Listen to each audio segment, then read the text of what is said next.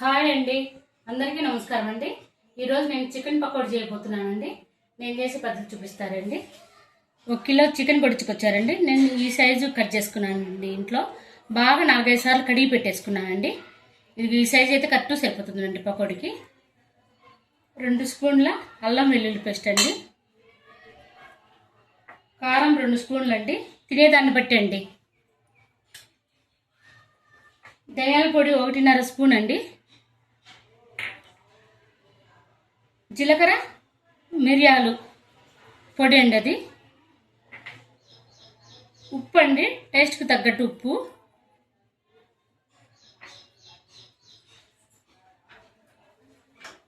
నిమ్మకాయ అండి, అరబద్దండి.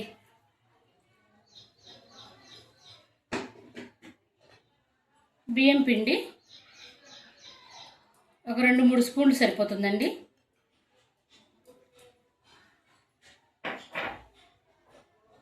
శనగపిండి అండి, ఒక 5 స్పూన్లు వేద్దామండి.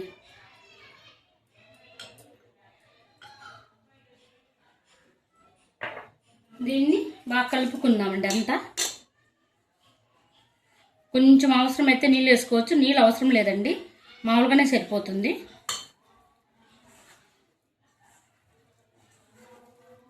మొత్తం కలిపి నీట్గా పెట్టేశానండి.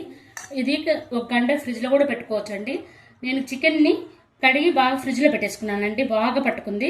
మనకేందంటే కొంచెం ఉప్పు కారాలు అప్పుడప్పుడు కలుపుకొని కూడా వేసుకోవచ్చండి. దీంట్లో మైదా కానీ కార్న్ఫ్లవర్ కానీ ఏమీ లేదండి. న్యాచురల్గా మన ఇంట్లో చేసుకున్న తోటనే చేశానండి.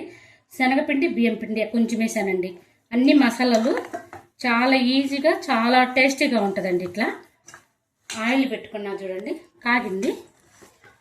ఇప్పుడు మరీ పెద్ద మంట కాకుండా అండి, చిన్న మంట మీద బాగా లోపలికి ఉడకాలి కదండి. అట్లా పెట్టుకుని కాగిన తర్వాత చిన్న మంట పెట్టాను చూడండి. చాలా చిన్న మంట పెట్టేశాను. ఇలా వేసుకోవడమేనండి. ఇంకా పిల్లలు ఎంతో ఇష్టంగా తింటారండి. బయట అయితే కలర్ ఖచ్చితంగా వేస్తారు, బయట వేస్తే మేము కొనంలేండి.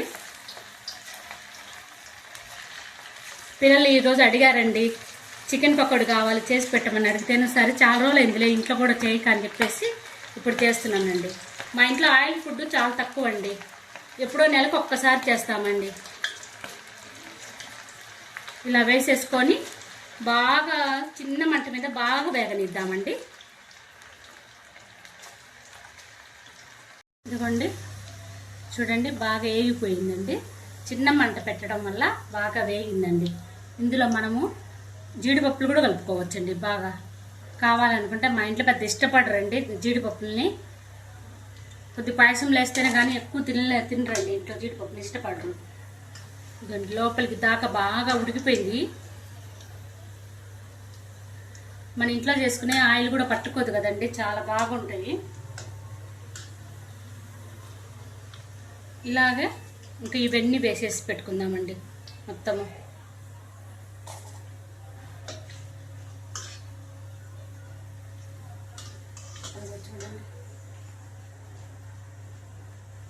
ఎక్కడ మనం బియ్యం పిండి వాడడం వల్ల పిండి కూడా పక్కకు తొలగిపోకుండా బాగా వచ్చిందండి.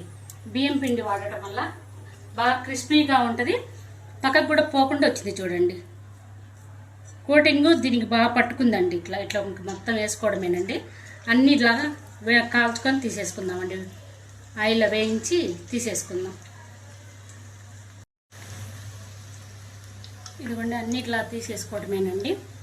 ఇట్లా చూసుకొని మనం ఉప్పు కారాలు కూడా కరెక్ట్గా ఉన్నాయో లేవో చెక్ చేసుకొని కలుపుకోవచ్చండి. నాకైతే కరెక్ట్గా నేను వేసింది కరెక్ట్గా వేసానండి, నాకు కరెక్ట్గా సరిపోయిందండి. ఇంకా అన్ని ఇట్లాగా వేయించుకొని తీసేసుకుందామండి.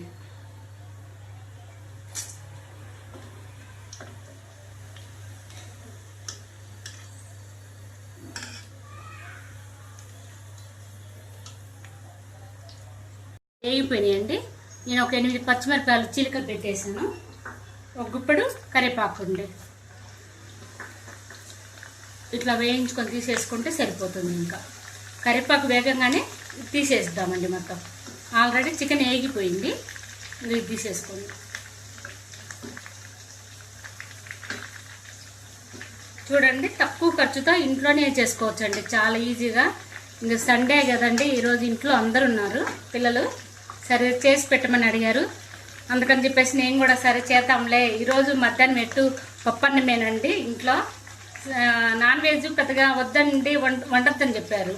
అందుకని చెప్పేసి ఇట్లా చికెన్ పకోడీ కావాలని అడిగారు, అందుకే ఇలా ప్రిపేర్ చేశానండి.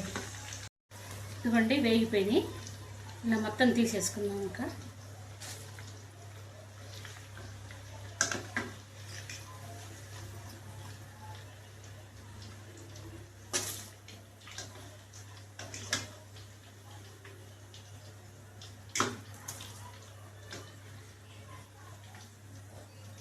ఇప్పుడు అవసరమైతే కావాలనుకుంటే జీడిపప్పు కూడా ఇలా వేయించుకోవచ్చండి. తినాలి అనుకుంటే కనుక జీడిపప్పు వేసి కూడా వేయించుకోవచ్చు.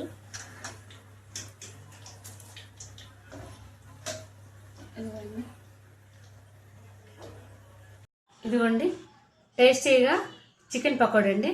ఫాస్ట్గా అయిపోతుందండి, తొందరగానే అయిపోతుంది. ఇంట్లో చేసుకుంటే ఆరోగ్యము బాగా ఇష్టంగా అందరూ కూర్చొని తినొచ్చండి. ఇది ఒక్కసారి నేను చేసిన పద్ధతిలో చేసి చూడండి, నచ్చితే మాత్రం లైక్ చేయండి.